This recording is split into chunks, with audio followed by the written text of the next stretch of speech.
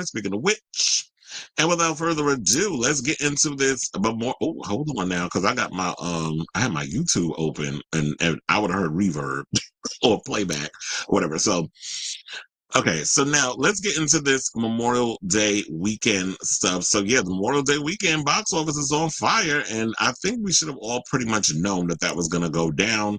So yeah, it was Lilo and Stitch up against Mission Impossible: The Final Reckoning, and according to the box office reports, it looks like I was like, what is going on with my thing? Looks like Lilo and Stitch is the one that came out victorious this weekend. So congratulations to them. So it says, shout out to Variety for this story, by the way. So it says movie theaters across the country are jamming as Lilo and Stitch and Tom Cruise's Mission Impossible: The Final Reckoning fueled the largest Memorial Day weekend holiday in history and established several other benchmarks in the process. Now, families turned out in force for Disney live-action Lilo and Stitch remake, which collected a blockbuster $145.5 million in its opening weekend and an estimated $183 million through Monday. Now, those ticket sales defied projections and cemented a Memorial Day opening weekend record, overtaking a different cruise tentpole, 2022's Top Gun Maverick, with 126 million over the weekend and 160 million through the 4 days. Lilo and Stitch has also secured the second largest start across any 4-day holiday weekend, behind only 2018's Black Panther, which amassed 242 million over President's Day. And I think from what I was hearing, because Variety also did a story where they were like, so how come the box office, well, how come that Mission Impossible or Tom Cruise didn't move against Lilo and Stitch? Because Tom Cruise has gone up against Lilo and Stitch before. And that was well, obviously it was the animated one because it's a live action one. And that was because it was, I believe, Minority Report at the time. But I guess you have to realize that was a freshly new IP. And at the time, Tom Cruise was bankable. But these days, it doesn't seem like, I think with 8 movies in 30 years, people are kind of tired of Tom Cruise, no shade. I mean, I like his movies. I pretty much, I am a Tom Cruise fan. But for the most part, I do feel like that the whole Mission Impossible franchise is kind of like wearing thin, and people are ready for a new situation. So down the road, if they want to reboot Mission Impossible for a newer audience with a much younger cast, and Tom Cruise just wants to be like a mentor, or maybe even just come on and just be a forever executive producer, I think that would probably work for the franchise. Now it says that families turned out. Meanwhile, older audiences showed up to watch Paramount and Skydance's Mission Impossible: The Final Reckoning, which earned a series best 63 million over the weekend and an estimated 77 million through Monday's holiday. The eighth installment just narrowly beat 2018's Mission Impossible: Fallout, which was a good one, by the way. Shout out to Henry Cavill, with 61 million to secure the top spot of the 29-year-old franchise. A record opening on the 8th iteration is remarkable. It speaks to the longevity of the franchise. This is what Paramount distribution chief Chris Aronson had to say, saying, quote, "The spectacle of what Tom and McHugh director Christopher McQuarrie put on screen is one of a kind in today's marketplace." Now, sidebar, I was watching an interview with Christopher McQuarrie, or as they call him, McHugh, and he was speaking out about how he said he came up with an idea for a Superman movie that was going to be a sequel to Man of Steel. And he said he cracked the code. He figured out to kind of give like, Superman is indestructible and, nothing can hurt him. Well, except for kryptonite. But how that battery would have run low or something. So he cracked the code with that. And he said he cracked the code with Green Lantern because he was going to, I guess, incorporate Green Lantern in the Superman movie, which I would have found relatively interesting. But they didn't go along with his story, I guess. So we're just going to have to wait and see what James Gunn brings with his. But he said he had an idea. And I would have been like, it was the Happy, Sad, Confused podcast, by the way, in case anybody wants to watch that full interview. I was watching clips of it earlier. So he was talking about, I was like, I didn't even know he was working on a script or an idea. So they said that thanks to effective counter programming, a huge assist by holdovers like Final Destination, Bloodlines, Thunderbolts, and Sinners, this weekend delivered the best collective Memorial Day weekend haul with 322 million across all films. It's been more than a decade since as many people went to the movies over the holiday frame. The prior record was established in 2013 with 314 million across all films, led by Fast and Furious 6, The Hangover Part 3, and Star Trek Into Darkness. And I think the reason why that a lot of the box office is booming right now is because, post pandemic, and I do feel like we're gonna be dealing with a lot of crazy stuff to come because it was like that previous administration, and now it's like a repeat times 10 with them. But with the pandemic, the writer strike, the actor strike, all that other stuff, now if they said that 2026 was going to be overflowing with a lot of movies. So a lot of people were going to be going to the movies to see a lot of films. So I think it was kind of like we expected this, but I don't think to the magnitude of these numbers. Like I don't think that people expected it to be like this big. But in my head, when I was hearing these stories, I assumed that yeah, this was going to be a packed year of movies. And there's a lot of films I want to see. Unfortunately, I didn't get to go see Mission Impossible this weekend because I've been busy and stuff. So I haven't had time to like run to the movies and see the film because I had a pretty crazy schedule. But I'm going to try to see it within the next week or two. Also, we have Ballerina coming out, which I'm looking forward to. But as I bitched about before, I'm getting irritated with Lionsgate consistently revealing clips of of the action sequences and stuff on YouTube. It's like, what do y'all do? It's like they're scared that this movie is going to fail. They don't trust the film because it's not Keanu Reeves in it. I mean, even though Keanu Reeves is in it, he has I don't know how significant of a role he has, but we do know that that Keanu is in the film. But at some point, Lionsgate, you got to trust that your film is good enough that you can like get it out there and do what it needs to do instead of being like, well, we have to really make sure that you people come out and see this film. So let's just post all the action stuff on there. And then when I go see the film, I don't have those oh-ish moments that I always look forward to when it comes to the action and Chad Stahelski and that whole world that he's built with the John Wick universe. And then I'm just sitting there like, well, I already saw majority of stuff. I know what's gonna happen, even though y'all cut it up so where we don't get to see everything. But still, it's like I want to have those goosebump moments. I don't want everything to be revealed online. So I really wish they would kind of like pipe down on that because I'm gonna go see the film regardless. And you just have to worry about word of mouth. It's a relative. I mean, even though it's a spinoff, it is a relatively new IP. You just got to give the audience a chance to kind of get word of mouth out there. And so now on to I don't know why I can't. For some reason today, my photos are not expanding. I don't know what the issue is, but whatever. We're just gonna have to go with this whole situation. How my pictures look. So, I want to see what the other things are doing because now they're going into this whole extension of the numbers and all the other stuff. They also said that well, now the overseas numbers Lilo and Stitch ranks as one of the top debuts for Disney's live action remakes, just behind 2019's The Lion King with 191 million over 3 days, and 2017's Beauty and the Beast with 174 million over 3 days. It's an encouraging reversal for Disney, sorry, after March's I don't even remind us about that mess. Snow White remake, which is available for purchase via digital. If y'all care enough to watch it or rent it, you can do that. I'd say wait for Disney Plus to drop it. Don't even waste your money. But I mean, because it comes with the subscription if you already have Disney Plus. But nevertheless, don't spend $30 to the $25 to buy. Or yeah, there's probably like $25 to buy and $20 to rent. That's usually what they do with that.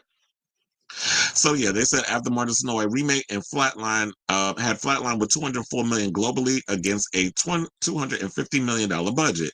They said that's right. Lilo and Stitch earned more in 4 days than Snow White did in its entire box office run. It helps that Lilo and Stitch was embraced by moviegoers with an A grade on CinemaScore exit polls, saying, "quote This is a sensational opening. This is with David A. Cross, a movie consulting firm, franchise entertainment research of the Lilo and Stitch reboot. It said it's a crowd pleaser, and the audience score is outstanding." Well, I've heard a lot of people say that it's a good movie, and even Sailor Mermaid, friend to the show, was like, "Chris," I mean, messaged me, was like, "You want to go see Lilo and Stitch?" I'm like, "Child, first of all, I'm not 12."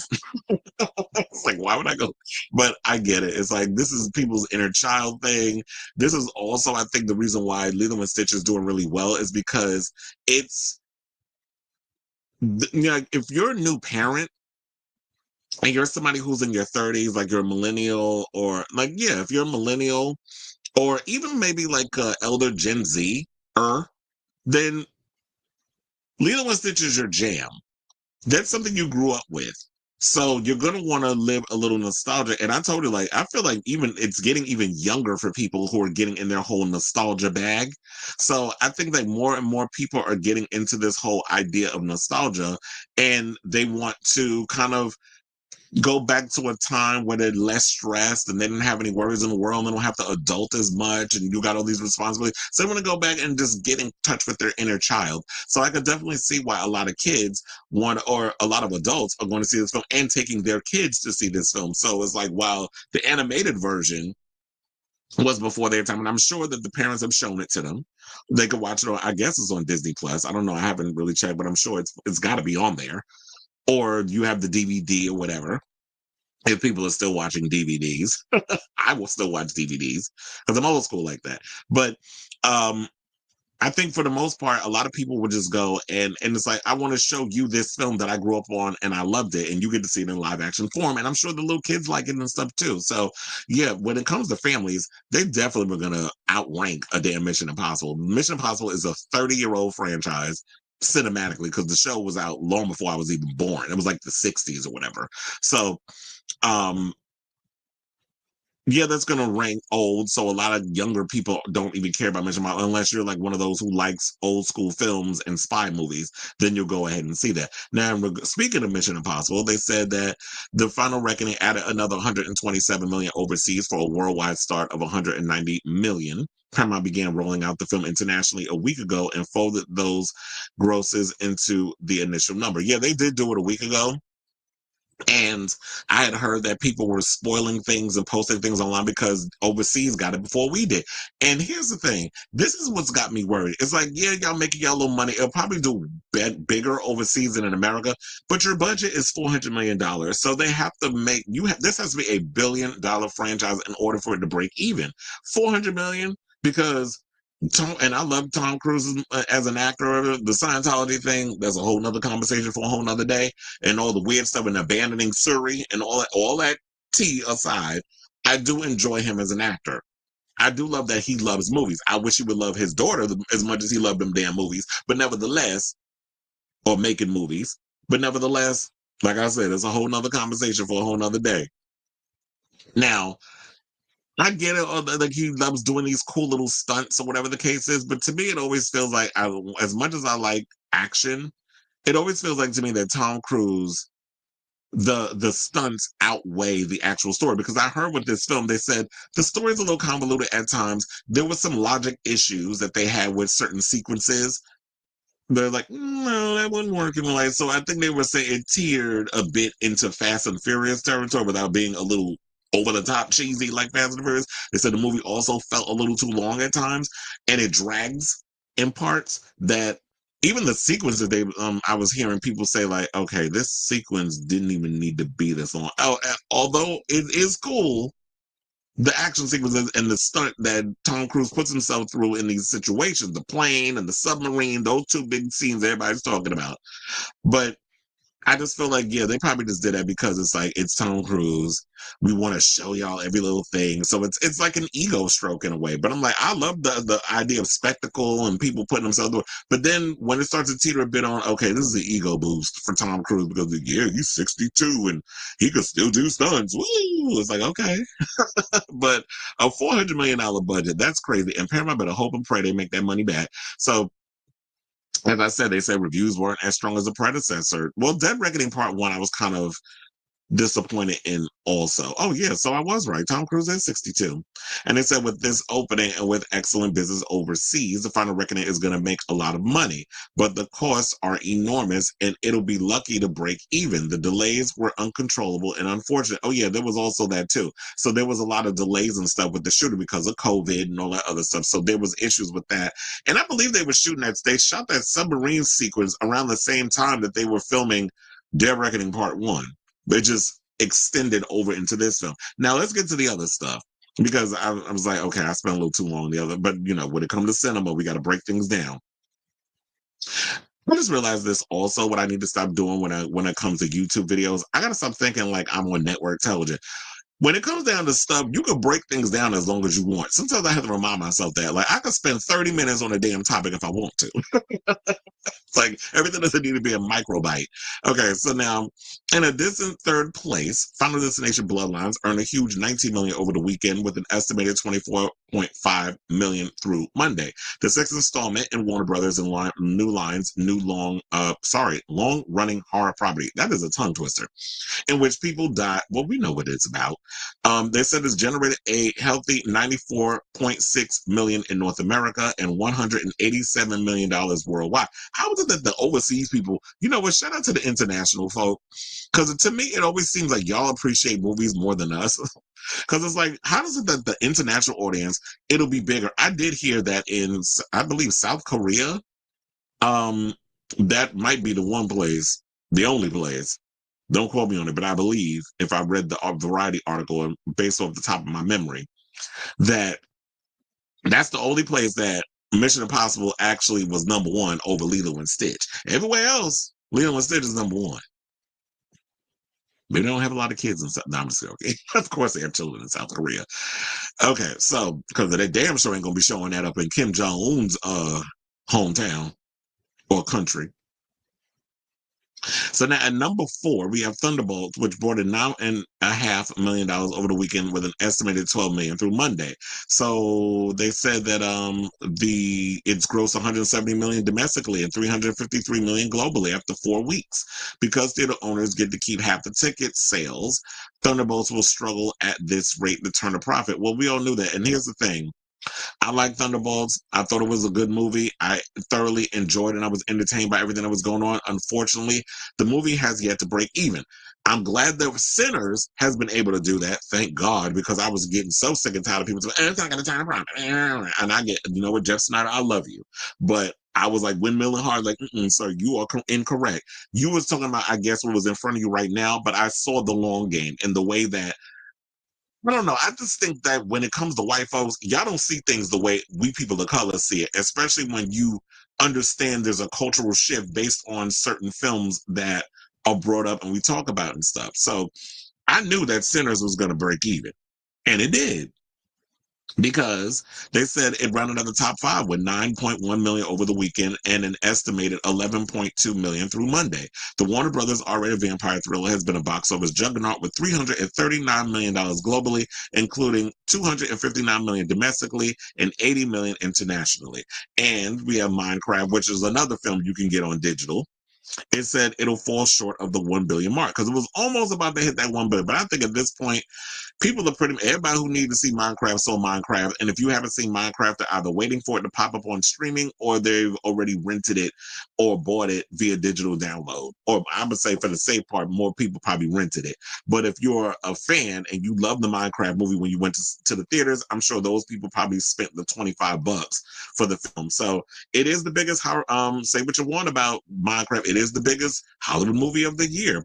So yeah, it's going to fall short. I thought it would hit a billion, but no, so far it has grossed $940 million. So yeah. I will go see Lilo and Stitch. I was like, first of all, I just think they did a great job with this, with his overall look. I like how he looks. It's giving me Sonic the Hedgehog vibes when I'm looking at him. So I'm actually liking what they did with the whole, with his look. Why am I blanking? But and I do want to. So I definitely want to see Lilo and Stitch when it comes out. I'm not gonna see it now, but I'll probably wait until it comes out on streaming or digital, and then I'll watch it that way. Because it was like I'm gonna be annoyed if I'm surrounded by all these people. Before, yeah, for the most part, everybody said that I know saw the film said they loved it. I definitely want to see Mission Impossible: Final Reckoning. I definitely want to try to get and see it in IMAX before it's taken out.